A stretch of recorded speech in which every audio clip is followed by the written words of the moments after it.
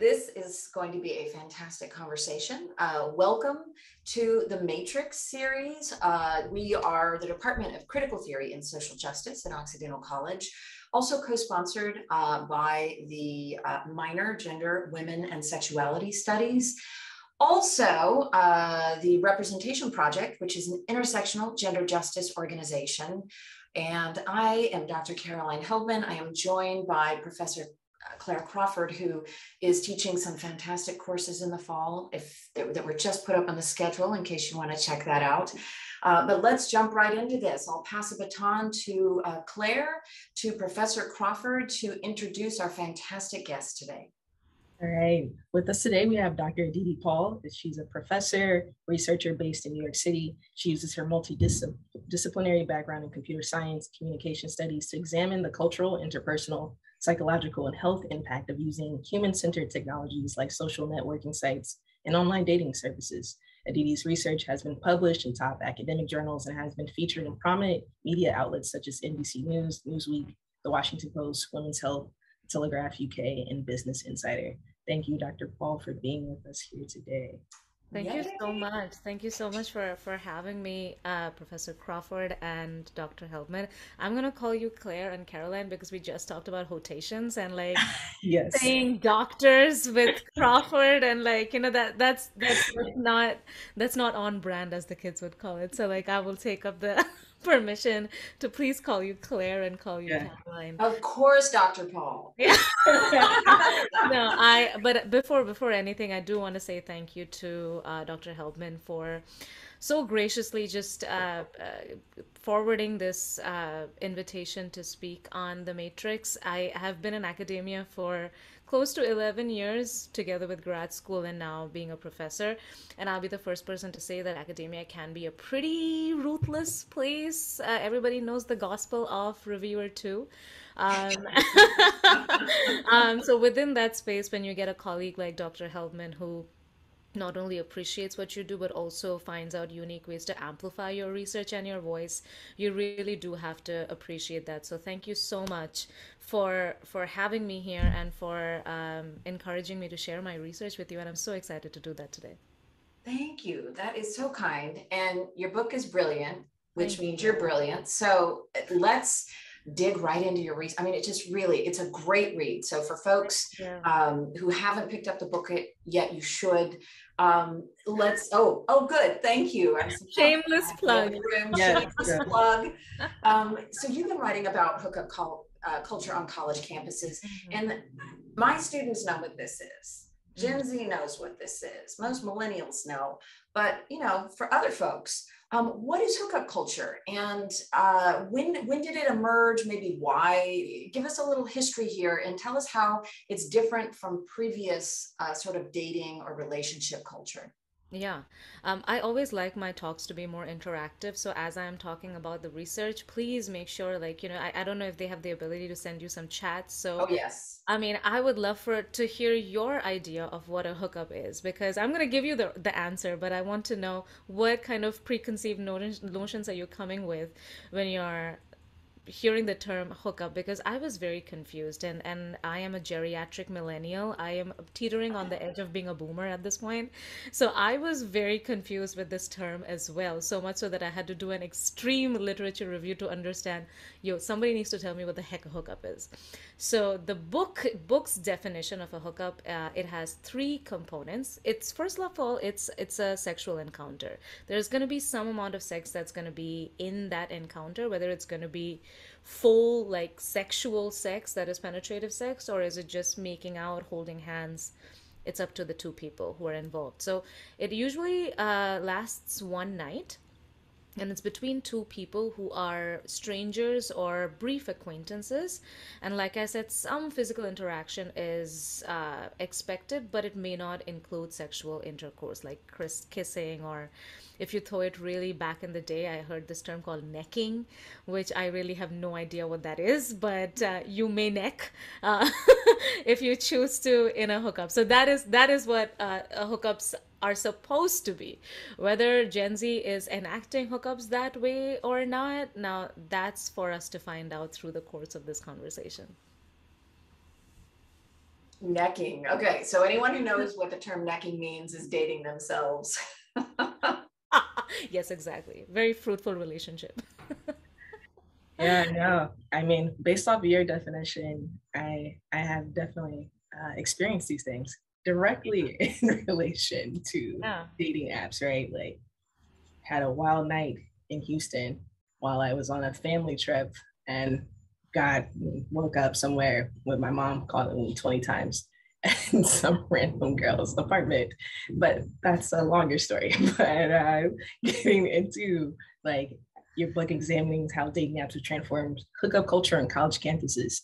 How have dating apps transformed hookup culture, I guess, in a way of is it even a hookup at this point? And in the sense of like, does a swipe count as a hookup now, right? Like there's kind of like one time encounters where you probably like run into this person again. Particularly I know with like queer dating, I have seen folks tons of times in like other spaces. So how does that even change? And like the app being the place, right? Like I'll make a friend on the app and then they're now partnered with somebody that I also met on the app and now we're having brunch.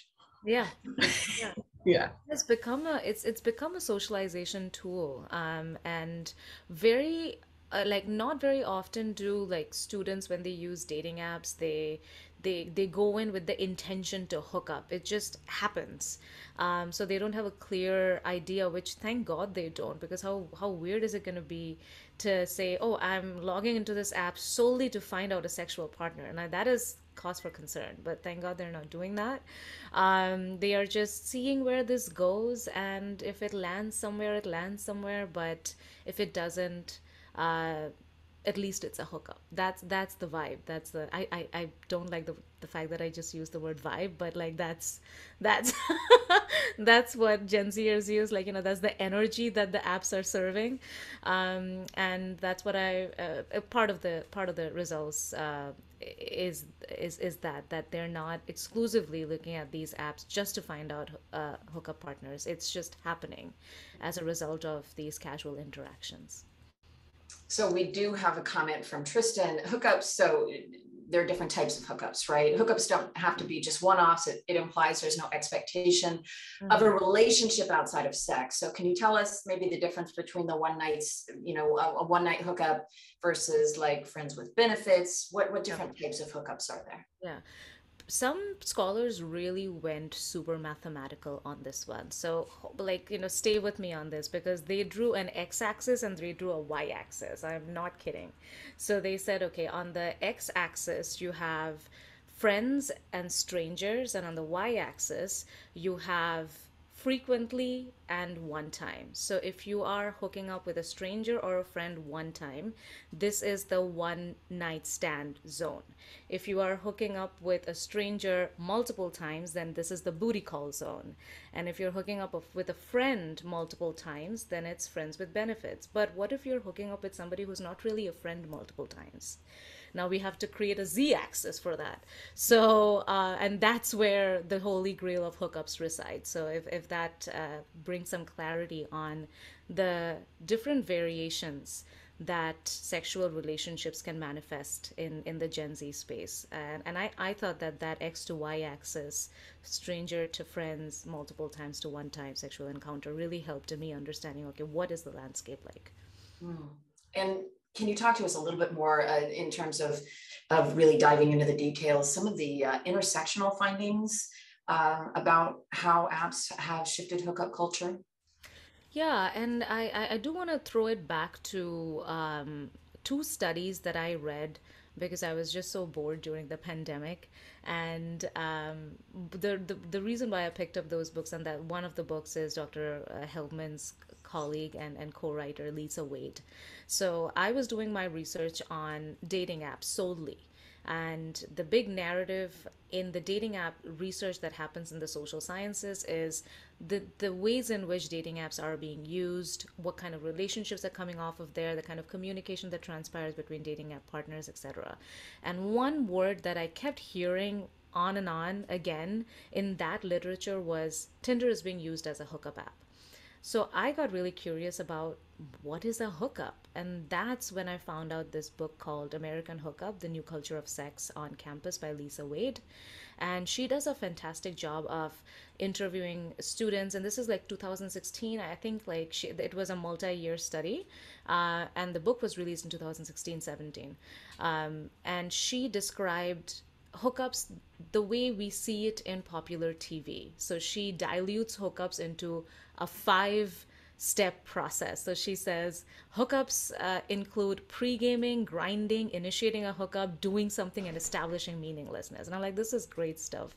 And that's why you gotta love social science, where grinding becomes a part of a scholarly inquiry. You gotta love it. So, and when I was reading this, and then I read another book called Unhooked, and it echoed similar findings. That is, okay, there is a party situation, there's alcohol involved, there's anonymity involved, there is the walk of shame involved, if you may. But none of these books are talking about, okay, but how are Tinder apps working in this space? So here you have this rich literature of Tinder research and hookup research. So I wanted to marry those two, and I said, okay, how is this affecting this? And one of the other studies that really caught my eye, which I thought this is a bizarre result, I don't see how this is happening nowadays, was the online social college life survey that happened between 2005 to 2011. And it was a huge study, like 25,000 people, 25,000 students talked about their romantic and sexual interests. And the researchers in that study asked, where did you meet your last hookup partner? And less than 2.5% students said that they met their hookup partners online between 2005 to 2011. Compare that to the demographic that we have right now, where 48% of 18 to 24-year-olds are on dating apps. Like, how is 2.5 even comparing to that? And the more bizarre situation was when researchers talked about online dating apps 2005 2011. The example that they took was they met in these online dating venues and online dating sites such as adultfriendfinder.com. And I'm like, adultfriendfinder.com, is that what we're going with right now? So the fact that that was the example back in the day really showed me, or made it very evident, that research has not captured how Tinder is playing out in this hookup field. So I launched a study, and I really want to stress the fact that this study, I hope, is one of the first studies that inspires more studies, because my research is based on a sample of 318 students. And to just take that as an indicator of where things are going, because the biggest shift that I found in terms of how Tinder has changed this landscape is the increased popularity of Tinder as a place to meet your hookup partners. So out of 318 students, 40 students still met their partners in school. That is, through class, through friends of friends, through clubs, some sort of a setting where school affiliation was a key factor. But compared to parties, more students are meeting on dating apps. So 40% are meeting in school, 25% are meeting in dating apps, 21% met at parties, and 14% met at work. So that's a big shift that we are seeing. And in terms of more shifts, out of those 25% people who hooked up using dating apps, 60% were gay and lesbian students. So online dating apps have created this added space within the college framework, where previously marginalized students are now finding a space to find their partners in a more convenient and safe way, which was not warranted to previous generations. Mm. Yeah, I would completely agree with that. I'm like a baby millennial, I'm like on the end of where I could almost be Gen Z, but Yeah. I'm still old enough to have had a like landline to my bedroom because my parents wanted me to get off of their phone line. And so I think that's important when we think about like what hookup culture look like, right? Because when I was in undergrad in BC at GW, I would have to go to like Howard to go to the like queer group at Howard University and be like, all right, now I can find somebody to date in this particular space. And that was a different form of like hookup culture. When you're in a school place where there's multiple universities, I feel like I was in undergrad 2012, 2016. People were still like, I have a partner here, there, and like at these three universities. And so that felt like power, right? Like as like a queer woman, like, you know, I got like people in every part of the city. So we know that there's still some debate, right, about is this sexual empowerment for women, or does it inscribe the same old patriarchal power dynamics where men continue to hold power in heterosexual hookups? What are your thoughts on this nuanced debate?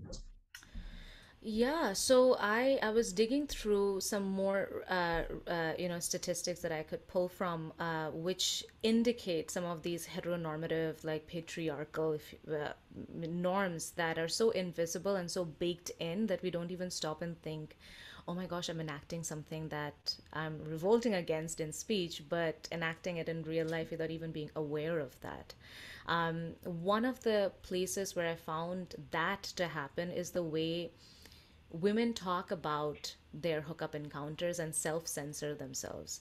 So when men talk about hookups, they talk in very explicit terms, right? Like they will say things like, we had earth shattering sex, or like, she gave me head, or, we fucked, like very, very clear cut terms. But when you're asking women, they will say things like one thing led to the other, and then it happened. So making it very vague, and research has shown that, and women do that because as much as we would like for a world to be where women's sexual agency is appreciated, historically women have been punished for their sexual agency. There are like, I was reading this book called Not That Bad by Roxane Gay, and it's dispatches from rape culture. And she was talking about this existing law that says in the court of law, when there is a case, you can legitimately bring up the sexual history of a woman and use it as evidentiary support, so long as it doesn't harm the woman in some way. And like, how do you quantify harm, right? But the fact that that becomes an indicator of, oh yeah, like she should have been sexually assaulted because of the agency that she's shown before, just goes to show why women would consciously or subconsciously self censor themselves. And in terms of that, just went really deep. But we are talking about, when you're talking about sex, yeah, it's fun to talk about it, but there is also such a grim area to talk about it, which is so indicative of the fact that in a lot of ways we have changed, but in a lot of ways we continue to want to change. And that was highly evident in the roles that we play or the reactions that we have to sex, especially in heterosexual dating, where 50 to 60% men are still initiating sexual encounters. So, like when I asked them who initiated the sexual activities between you and your partner, and 50 to 52% to 60% men said that they initiated it. In terms of orgasm gap, still, men are 2 times more likely to experience orgasms. 82% straight men experienced orgasm versus 46% straight men. And this is when it really becomes a question whether you still want to be straight or not, because 80% lesbian women experienced an orgasm. And one of the indicators of orgasm is if oral sex was reciprocated or not. So, according to my study's results, 44% straight men said that their partner uh, uh, performed oral sex on them, versus only 19% straight women said that their partners performed oral sex on them. So, like, this narrative that we see in porn where women are enthusiastically getting down on their knees and performing oral sex on men, somewhere we're internalizing that and it shows up. So those are some of the ways in which these heteronormative norms are still there. Yeah. So apps have not shifted us away from prioritizing heterosexual men's pleasure in a nutshell. No, you're still we're still doing that. We're still doing that. The one thing that I would say is the importance of orgasming for women has gone up. Where I selected a bunch of these predictor variables to see what predicts sexual satisfaction in an encounter. Funnily enough, for women, orgasms did matter. For men, romantic and sexual intimacy mattered. So, like, if they escalated their sexual activities, that is, if they had sex versus just make out, then they would report more sexual satisfaction. And women who orgasmed reported more sexual satisfaction. But in terms of sexual regret, the biggest kicker for men when they said I regretted the hookup that I had was when they were not sexually attracted to their partners. But for women, when they regretted their hookups, contrary to what the research says, because according to previous research, it's a fraction of it says that women really regret escalating sexual activities. That is, oh my gosh, I'll be a broken female tomorrow if I wake up having had sex with my partner. If only I just made out with him, I would not have felt that much regret. And that is not the case. The place where women have the most regret is when they don't have a choice in the hookup. So the one indicator of sexual regret for women was they reluctantly hooked up with this person when they didn't want to. So it just goes to show how much sexual agency, sexual power, the right to say yes or no or enthusiastically participate in a sexual encounter matters so much for female sexual pleasure. Imagine consent matters, right, for sexual pleasure. So, by the way, Dr. Roxanne Gay is in our department, so I don't know, Oh, but yes, so no great to pressure. have you here. Um, Question from Tristan. Yeah. I'm interested in hearing about how dating apps have increased college student, non-college student hookups. That is, when I was a student pre-apps, my social and sexual life involved other students. That's who I knew and had access to. Mhm. Now, apps allow access to a much wider demographic. So I think the question there is, has it also shifted it to be wider for college students because they simply have more access beyond the campus? Absolutely. So I asked them a question. Um, what is the profession of the person who you hooked up with, or yeah, some affiliation. I'm forgetting the question, but the um, responses were same student in the same college, student in some other college, and not a student. The likelihood of students saying that they hooked up with somebody who's not a student was much higher in dating apps compared to other traditional contexts. I had asked another question where I asked them, did you have mutual friends with your hookup partner? 70 to 80% students who hooked up with their partners through school, through parties, even through work said that they have mutual friends. Only 27% of students who hooked up with their partners through dating apps had mutual friends. So they're hooking up with people who are strangers and non-conventional hookup partners, like Tristan said, that happened before. I think that's like important going back to the stat that you had, which I can 100% agree with. Definitely like only finding friends and community via dating apps, right? Like all of my queer friends when I first got to LA, all my mask friends, I found them on Tinder. And at the time, it was literally, I just changed the bio to being like looking for friends. And so how much of that is kind of just like this in between, I guess in your research, have you, or talking to folks, have you experienced that the hookup comes after, I feel like, for a lot of queer folks, right? So like this kind of intention, or is there like a time span to the hookup time, right? Like, so when I even think about the kind of like one night time zones that I've had, it was almost like a 24-hour day Mm. of hanging out with this person, Mhm. right? Mhm. And I don't know if that's very queer or if that's just like something where even though that was the intention, like, but we spent like all day together, Yeah. right?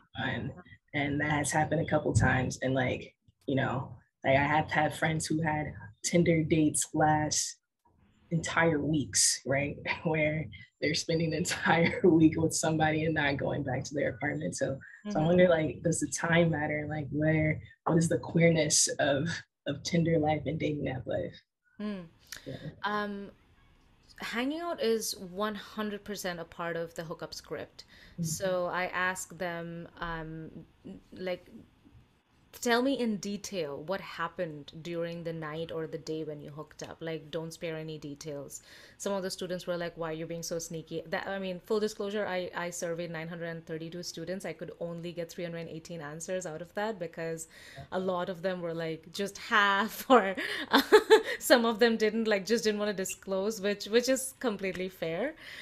So out of the 318 responses that I got, I crunched up the open-ended answers to 256 of these responses, and I found out that there are 5 elements that play out in every hookup, be it a male script, be it a female script, be it straight, be it queer, everything. One of the main factors is hanging out. Hanging out and talking. Hanging out and talking are such major players in the hookup landscape. Just the expectation of it being non serious doesn't make it meaningless. That's the biggest shift that I have seen happen, that students want a, I don't want to call it a friendly hookup, but they want a friendship out of that hookup, because 47% of students who had hooked up with their partners are still in contact with them. And talking about Claire's idea of did they hang out? I'll read out one script to you when these people said hang out. So this person said, I texted my friend and told her that I want to see the girl. Then she told her, and that girl agreed. I was so nervous before I met her. Then I went to her dorm and took her out for coffee. Then we went over to my room and we chilled till midnight. So this is just one of the scripts which shows that hanging out, or like spending time or talking or evaluating the person, whether you vibe with them or not, Yeah. is becoming such an important aspect in Gen Z hookup. And just today in my class, before this talk, I asked my student, like, in what circumstances do you think people would default to using online dating apps for something casual, or for a romantic relationship, and not approach your friend's friend? And they said that, well, if you meet somebody online, if it fails, it's low stakes. But if you mess it up with a friend's friend, then I'm going to lose out on that friend. So I was shocked, and I'm like, oh my gosh, look at how much Gen Z values friendship and familiarity with their partners, be it their friends, be it their hookup partners, be it their romantic partners. Just that bond and familiarity with them and repeated hangout sessions, it matters a lot to them. Hmm. Thank you. Interesting question here from anonymous attendee number 1. Have the different dating apps like Tinder, Hinge, Bumble, this person seems to be an expert, impact hookup culture in different ways? Do these apps have their own unique hookup cultures? I mean, what do you think? I'm curious to know about what Dr. Hellman thinks, and what Dr. Crawford think. Well, Claire, you're the expert here on using the dating apps. I've certainly read up plenty. I mean, they are, so Hinge is somehow connected to your friend pool, right? Mm-hmm. So that makes it relatively unique. So it's hooked up to some of your other social media. Mm-hmm. Bumble is, women are making the first swipe. So you may or may not have already been selected, but women make the first move, right?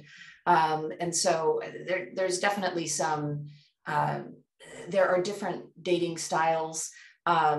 Tinder is seen as much more of a hookup app than Bumble or Hinge. Hinge lost a lot of their members in the last couple of years. And so I think maybe looking at the numbers recently, far less popular, but they're all hookup apps, right? In fact, you learn the code, right? You learn what various things mean. So if somebody doesn't say what they're looking for, or they say they're looking for something casual, that's obvious. Mm-hmm. That's, that the hookup, that's a signal that that's a hookup. If they say that they don't know what they're looking for, that could also be like enough gray area, which really means they're looking for a hookup, but they don't want to say something casual.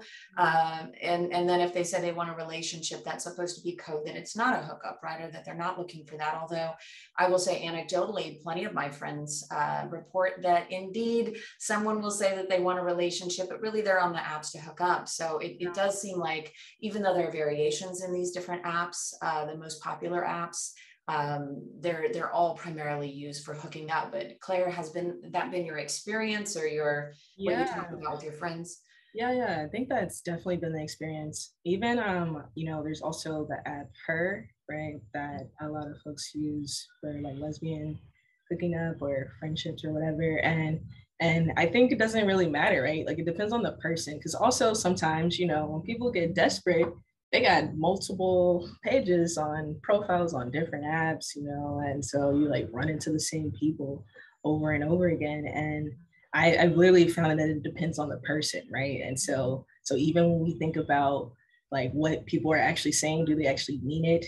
And so like I never swiped on anybody that said, we'll see where things go, because I don't know what Mm, what that means. So I think it depends on like the type of clarity you're looking for, yeah. and also are you accepting somebody hopefully gives. I feel like it's a lot of trust and almost faith in the moment of like, of course, like, going out with a random person, multiple people have my location and know where I'm going Mm, and might even be present. And so I think that part gets into like what happens after we get off the app, I mm, think is where you start to figure out like what is this really going for? Like what are we here to do, And so I think that's usually like the test of like the hookup culture that person is involved in mm. versus like what you're also looking for, because sometimes they don't align, right? Like sometimes it's just like I said, drinks, and I'm inviting you back to my apartment immediately, and it's like,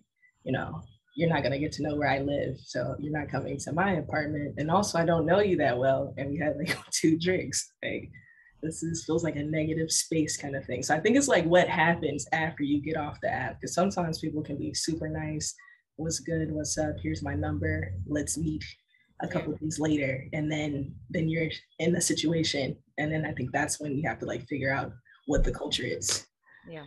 Yeah. Yeah. To follow up on that, a question for you, Dr. Paul, about, so to summarize, to kind of pull it all together, you're finding that dating apps have broadened the pool of people in terms of hookup culture, which primarily exists on college campuses prior to the introduction of apps. But hookup culture is, even through the app, still has issues with consent, has issues with bad sex, the orgasm gap, right?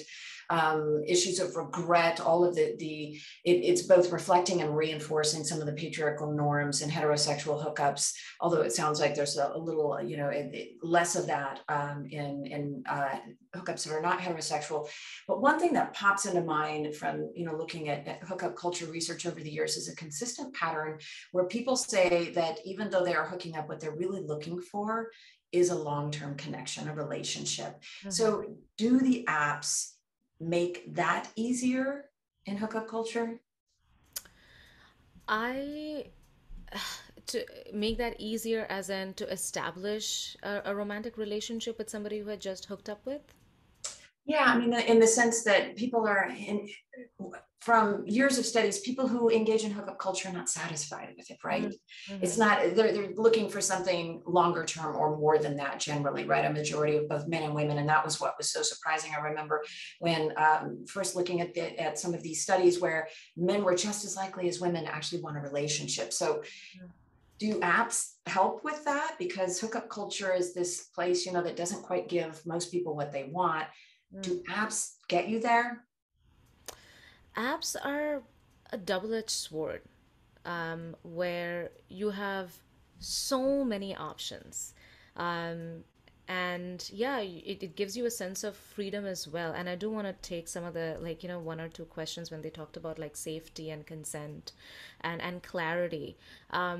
As much as we want to like say apps are bad, there are some things that apps have made possible that face-to-face interactions didn't, and one of them is this ambiguity of expectations.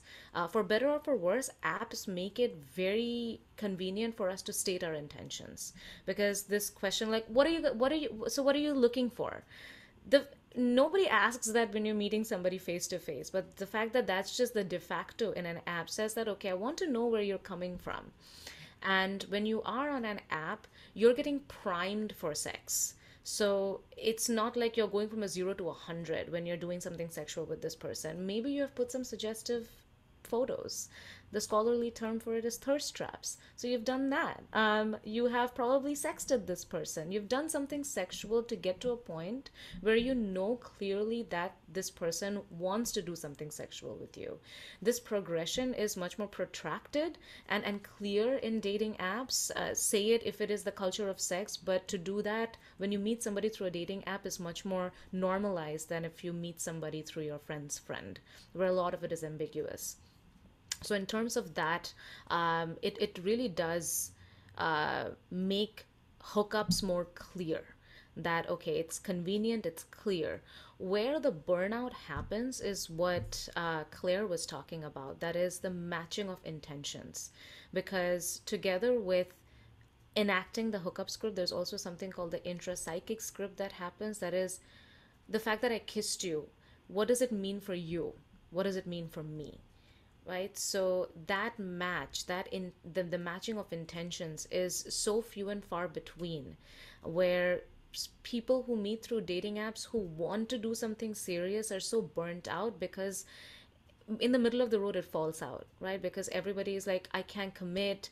You have these extended talking phases where you think it's going serious, but then it has always been casual. And then you gaslight yourself saying that, why did I even think this could be something serious? Like, for the love of God, I met this person on Tinder. So that emotional turmoil that one goes through, this uncertainty, burns you out more than just having rabid sex with 5 people. Thank you. Yeah. Do we want to jump into one of these questions? Let's see, anonymous attendee number 2. Did you ask any questions comparing the safety of hooking up when meeting your sexual partner on apps versus at school versus work, etc.? This person is specifically interested in whether the rates of sexual assault are any higher or lower, and any strategies students are using to maintain their safety when hooking up. Yeah. Um, so I want to ask this question back to this anonymous attendee. I'm assuming that you're asking this question because our null hypothesis is dating apps are more prone to sexual assault, or dating apps are unsafe. I ask the same question to my students. That is, if they reported consistently using dating apps to find a majority of their hookup partners, like what are the perceived benefits and what are the perceived risks? Assault was not a part of it as much as it was a part of parties. So they worry about assault at parties more than they worry about assault in dating apps. Their concern with dating apps is catfishing and STIs. And those are the two things that they should be worried about, because in terms of risks in online dating apps, more than consent, it's having risky sex, because the percentage of students who met through dating apps who had unprotected sex significantly higher than other contexts. Where consent was lacking was when they met their partners through school. That is when they knew their partners a lot more than they knew their partners through dating apps. Now, if you look at any literature in assault and breach of consent, it always happens from somebody who you trust. It always happens with somebody who you're familiar with. And where is the familiarity the most? The familiarity is the most in school settings, where they're already within your circle of trust. So when they touch you non-consensually, when they ask you to do a certain sexual activity, the chances of that is higher. And quite funnily, men are also at a risk of being victims of sexual assault, albeit lower order, because they have the highest percentage of being inebriated. So you add familiarity with partner with inebriation in a circle of trust. What do you get? Did this person touch you non-consensually? Yes. Did you have to do something just to get out of some other higher order? Yes. So in those ways, contrary to what we want to believe, that dating apps are trickier, the chances of you having unprotected sex, that risk is high in dating apps, but the chances of you having non-consensual sexual touch, we need to be wary about school settings and have a better conversation with our students to ask others what consent means, especially in relationships that are familiar. building off of that, do you think that we have another question from another anonymous to number 4, right? Was there any information on how international students use these apps to hook up? What differences do you think exist for international students who may use these apps compared to Americans? You know, this was the time when I got really disappointed with my own study because I am an international student. And for me, I came with the hypothesis saying that, dating apps are going to be significantly higher for international students because when I was an international student back in 2010, the kind of diet that I grew up on was American pie. I'm totally dating myself right now. So a more contemporary example could be Neighbors. I don't know, or Euphoria maybe. Who knows? And when you see those, you're like, ooh, this is the America I'm going for. Like, this is the American dream, which I want to aspire to. And I want to be a part of it. And when you come here, you realize it's very siloed. That is, we're talking about Greek life right now. Like, how do I get my foot in the door? No, nobody's from Chi Omega is inviting me. So how do I get a taste of this hookup culture? Enter dating apps. And I really thought that would be the case. But I didn't find that out, that students who are international students are not more likely to use dating apps than naturalized students or American locals. Now, you should take this result with a pinch of salt because I can only tell you descriptively what has happened because out of 318 students, 46 students were international students. So it was not a fair comparison. What I can tell you is this, that is international students, and this makes all the sense to me because I am an international student in terms of when I draw a parallel between Thanksgiving. So Thanksgiving is a very American tradition. But the way we celebrate Thanksgiving is with Indian dishes, going to my Indian friend's house and participating in an American tradition. In the same way, international students participate in the hookup culture with other international students to enact what we have known as an American norm of college, just to acclimatize ourselves to this culture. Interesting. Okay.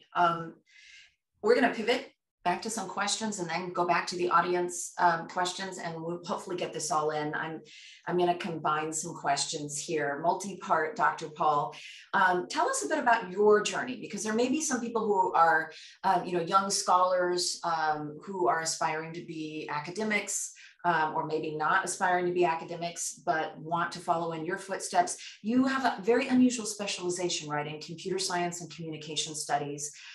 Can you tell us about your mentors, your inspirations, how you decided to become a research professor, and also why you think it's important to do public scholarship? You're not going to get a good answer out of me. Let me just tell you that. Because I wanted to quit education in 12th grade. I just didn't want to get a real job. That's why I just went from school to school to school. I'm just being honest with you. But one thing I will give myself credit for is my openness to options in life. Where I was not, I never had the dream of being a researcher or a scholar. It just appealed to me at the time. So my first brush with American education system happened in 2009 when I was visiting my very pregnant sister in Michigan, and I was in my master's program in computer science, and I really didn't know what to do with the degree because I didn't find I wasn't motivated enough to pursue computer science as a degree, as a programmer or a coder. So my sister said, "Why don't you talk to some professors over here and see if you can get like a PhD?" And I should have seen right through her plan. She was just trying to get me here so that she can be close to me. But I Good did go sister. there.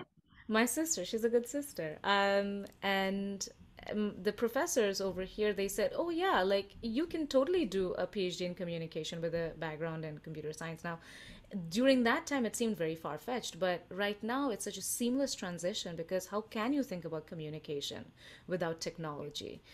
Just to see what the coding part of an app looks like and how it affects the personal lives of people is such a surreal place to be, and I want to explore that with more career options that I make.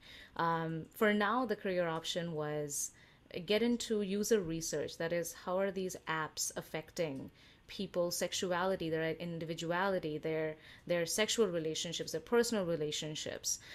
So that kind of explains my trajectory, where I've just followed one question to the other, and I've let that guide my career options versus sticking to this one title that I really coveted to get. And how are you finding that your computer science background informs your communication studies? Is it just in the obvious way, right, that your interest is in apps, or are you also using your STEM knowledge in your research? Um, the one I actually, you know what? Let me take a step back. I read it somewhere where it says that the job of education is to help you how to think, and more than like mastery of the subject. And that's what I took away from my bachelor's and master's in computer science. That is analytical thinking, step by step thinking, flowchart thinking, like if then else thinking, iterative loop thinking. So in that way, I have borrowed my analytical mindset and the knowledge of, not using more industry terms, like, the development side, the user design side, the user research side, and seeing how that marriage happens, and immersing myself more into that culture. Thank you. Yeah. Oh, and one mentor, not mentor. I mean, I really wish he would take me as a mentee. But this goes back to your question of being a public-facing researcher. One of the people that I really look up to is Adam Grant. He is a business psychologist in UPenn, UPenn, or I don't know, maybe one of the colleges in the East Coast. And he does such a spectacular job in making scholarly research digestible and applicable to our lives in a way that makes it better and gives us a fresh way of thinking. So I have always tried to mirror his work ethic and try to find out unique ways to make research accessible to everybody. Oh, he's so good on Instagram. He's so Yeah. good on the gram. Yeah. Yeah. Can I tell you a secret? When I got my first peer review back for the book, I shot him an email. And I like literally looked up his email from one of his published papers, like talk about being a stalker. Like I was 100%, I'll take the L on that. So I messaged him and I said that, one of the reviewers said to make my book more conversational, I really like your book, and the books that you've written, can you give me some advice? And he did give me some advice. So, and he was so gracious about that. And that email came like that day. To that I really appreciate. I take that away from Dr. Grant so much. I think we have, just thinking about this and your work and going forward, we have a good question in the chat that I think is important. What's the future of hookup apps? Is it immersive, metaverses, more regulations, management? Like, will there be a button that says you are in your rotation? Like, what will come? Um, I'm so optimistic about the integration of technology in our relationships. Um, Talking about like hookups, I really do believe that these hookups that we are looking as a casual, non-consequential step in a relationship is going to become an integral part of a relationship. If you look at the way dating was talked about back in the 1920s, 1930s, where people, sociologists were like, oh, like back in our day, like a kiss meant something, and like going and meeting somebody meant something. But what is this bastardization of that is happening? And now dating is like the holy grail of relationships. So 20, 30 years from now, not even, we will say that, oh, wow, you hooked up, right? It's going to become a flag, I mean, a goalpost in relationships. So we really need to shift our mentality in thinking that hookups, even if you're having a rotation or whatever, it's serving a purpose. Either you understanding your own sexuality or you building intimacy with somebody else, it's not meaningless. It has a lot of meaning. Okay. Yeah. What do you think? That's my understanding. That's my belief.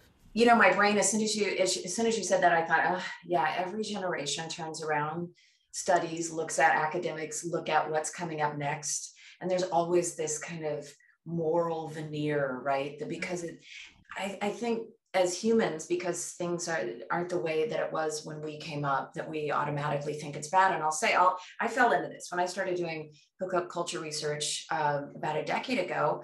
There was something like, why are people just having all this meaningless sex, right? And so there was this kind of moral judgment that I really needed to dig deep and set aside for research. And now I look at it and I see it in a very different light, right? As you said, it's double-edged, but it's also like, maybe this is sexual freedom. I don't like the bad sex. I wish, in the future, there was, a little rating where you could know what you're getting into, because that orgasm gap is big. It's not big for lesbians. It's not big for gay men. It's big for heterosexual hookups. So I wish there was better sex, more pleasurable, more, prioritization of women's sexual pleasure in heterosexual hookups like there is in lesbian hookups. And I also, look at this and say, it doesn't matter what we think about it. This is actually what's happening, and it's going to look totally different in 5 or 10 years. So let's figure out how it can fulfill human potential in the best possible ways, right? How it can be, and I don't mean from a moral perspective. What is that when it comes to sex? Like, we don't even know what sex is for. And I say this, I'm teaching a class. Some of my students are probably in this Zoom right now. I mean, if you can figure out what sex is for, you have that definitive answer, let me know. But the idea, that morality has something to do with it can't, because this is where we are. We have to figure out how to make it healthy, how to make it safe, how to make it fulfilling. And I always worry, of course, that, anytime you introduce capitalism and marketers get involved, that it ends up being exploitive. And so I feel like apps are not a great way. I mean, they're a great conduit theoretically, but I also wonder how capitalists will commercialize our sex moving forward in ways that don't serve humans and human happiness. Yeah.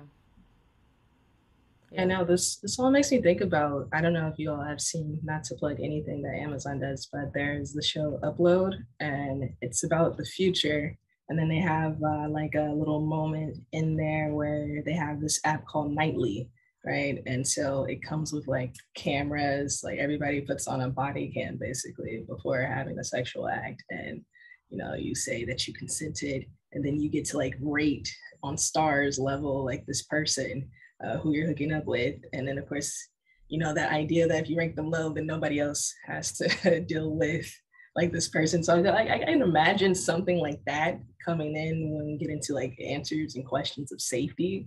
A lot, like this idea that this moment gets to be recorded. And I do think like, my friends will say like, you didn't have a whole phase long enough, right? So I do think we're getting to that point where having hookup culture is a part of this idea of like, are you even experienced in what you feel that even romance is? Like, can we even get into the idea of a relationship if you have not experienced this sort of, I do think it gets compared a lot to freedom, right? Like this idea that you're free with your being and responsible, of course, but like that you've done something more than just like jumped into relationships.